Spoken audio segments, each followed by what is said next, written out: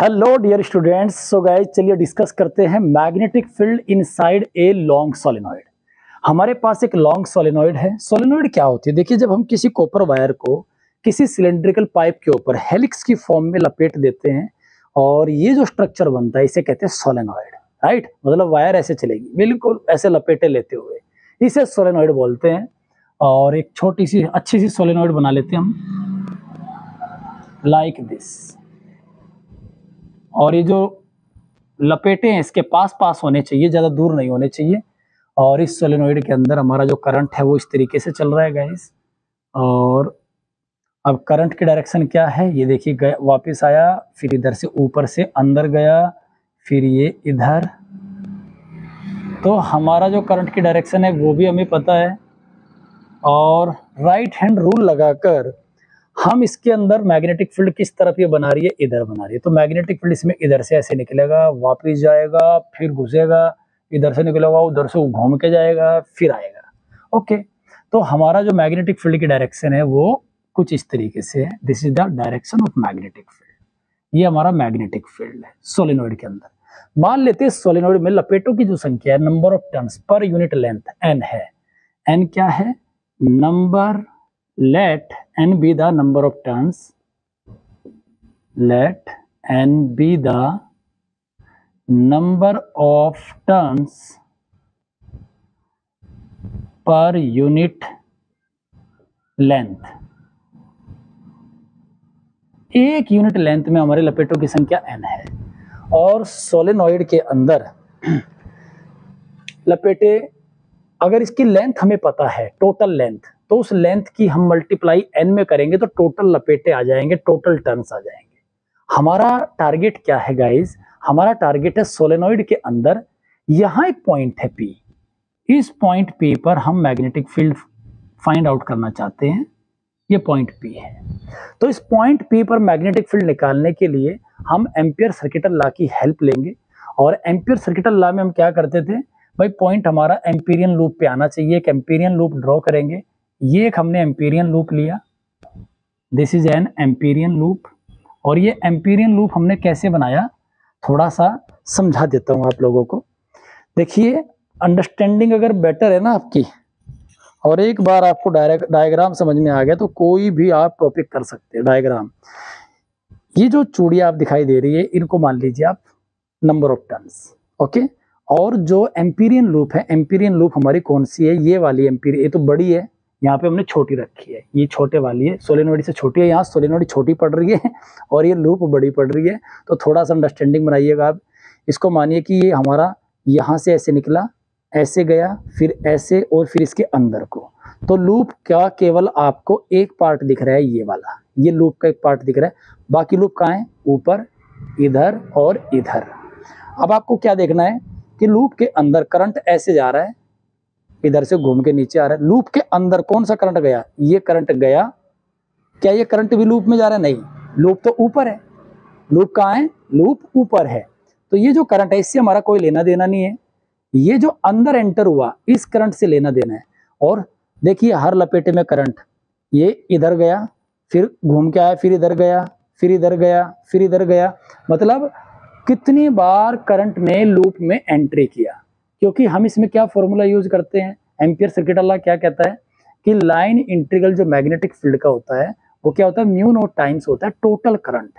Loop से जो total current, कितना करंट लूप से जा रहा है, लूप से कितना करंट थ्रेडिंग हो रहा है, कितना उसको पास कर रहा है, लूप के अंदर से कितना करंट गुजर के गया, उस करंट को हम लेते हैं। सो यहाँ पे अगर लपेटे हमें मालूम है, अगर दो ही लपेटे होते तो करंट दो बार जाता I और I, तो 2I हो जाता। अगर लपेटे n है तो कितना हो जाएगा? NI। तो ये चीज आपको समझ में आनी चाहिए कि जो करंट है सबकी डायरेक्शन एक है, जो लूप के अंदर जा रहा है।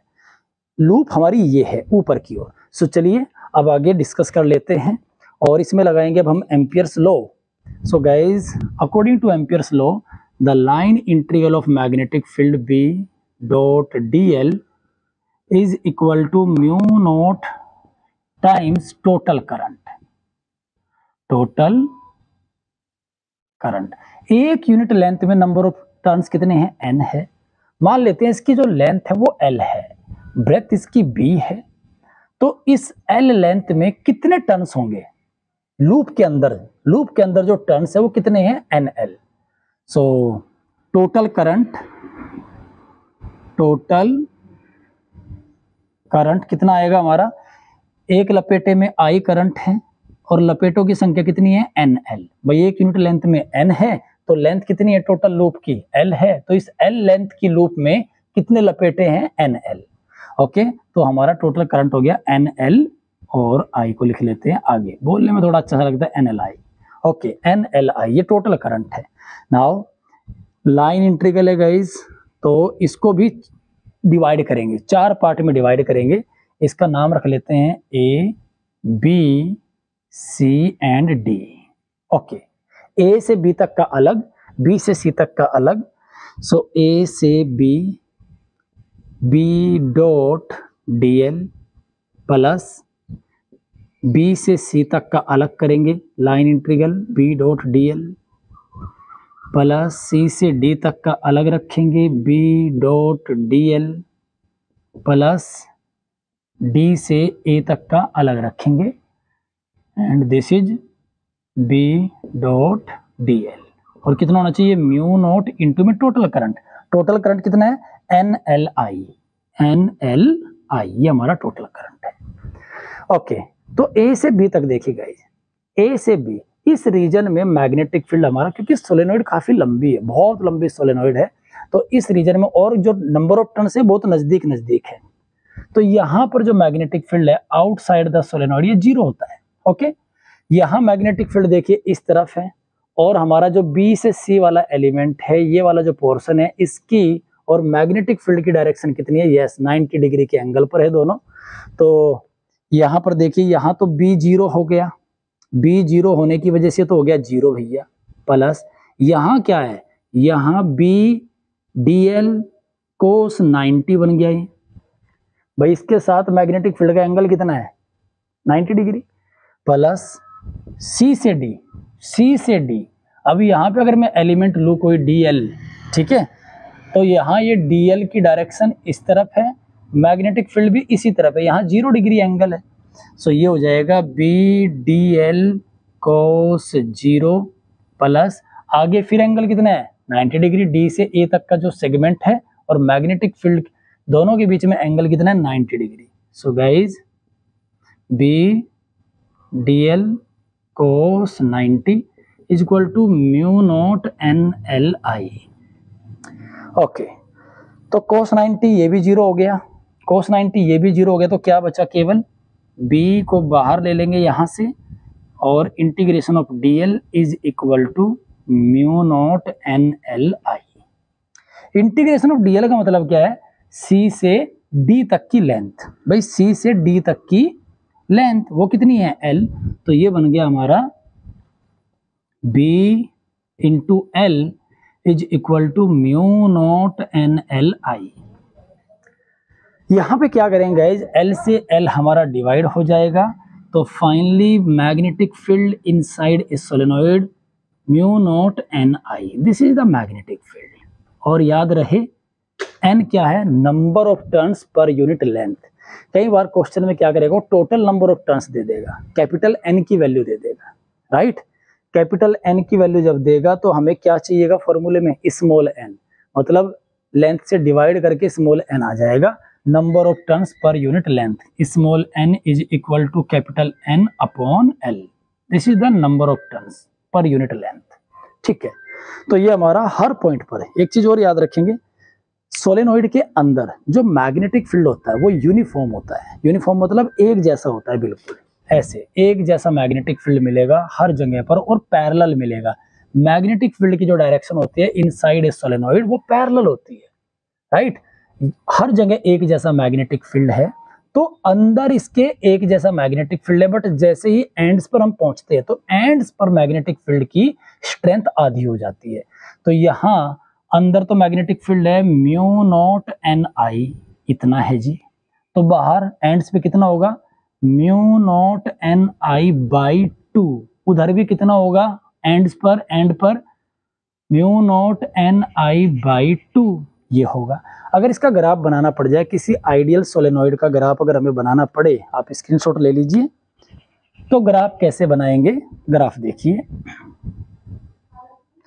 और कई बार एमसीक्यूज में इसका ग्राफ भी आ जाता है, तो एक एक चीज क्लियर करते चलना है, जल्दबाजी नहीं करनी है। एक बार समय लगेगा, बार बार फिर समय नहीं लगेगा, फिर तो आपको क्या करना है, इसका रिवीजन करना है।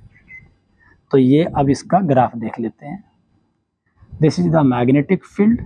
तो मैग्नेटिक फील्ड, इसको ओरिजिन मान लेते सेंटर, आधी लेंथ इधर आधी लेंथ इधर, तो this is the end, this is the end, ये हमारी लेंथ है, ओके, लेंथ L, ओके। तो यहाँ तक हमारा L/2 और नीचे लिख लेते हैं L/2 minus L/2। So guys अंदर जो सोलेनोइड है, ये देखिए आप,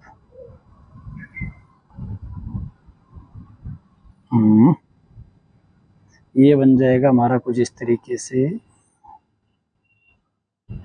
अब यहाँ देखिए, ऊपर जाइए, एंड पर जो मैग्नेटिक फील्ड है वो आधा होगा अंदर के मुकाबले, ये एंड है, आधा मैग्नेटिक फील्ड। तो ये मैग्नेटिक फील्ड कितना है, यहाँ जो दिखाई दे रहा है, ये जो मैग्नेटिक फील्ड है जो यहाँ दिखाई दे रहा है, ये है μ0 Ni, और यहाँ जो मैग्नेटिक फील्ड है ये है μ0 Ni का हाफ, ये हाफ है। तो ये एंड है भैया, यहाँ पर भी क्या है, एंड। और मैग्नेटिक फील्ड कितना है हमारा एंड पर, ये मैग्नेटिक फील्ड है μ0 Ni/2। This is the graph for ideal solenoid. So guys मिलते हैं अगले वीडियो में कुछ न्यूमेरिकल्स के साथ, और एम्पियर सर्किटल ला के कुछ न्यूमेरिकल लेके आएंगे, कंसेप्चुअल क्वेश्चन जो आपके एमसीक्यूज में हेल्प करेंगे, कॉम्पिटिटिव एग्जाम्स में आपके काम आएंगे। चलिए तब तक के लिए आप वीडियो देखिए, अच्छे से नोट्स बनाइए, और अगर कोई डाउट है तो आप कमेंट बॉक्स में उसको जरूर मेंशन करें।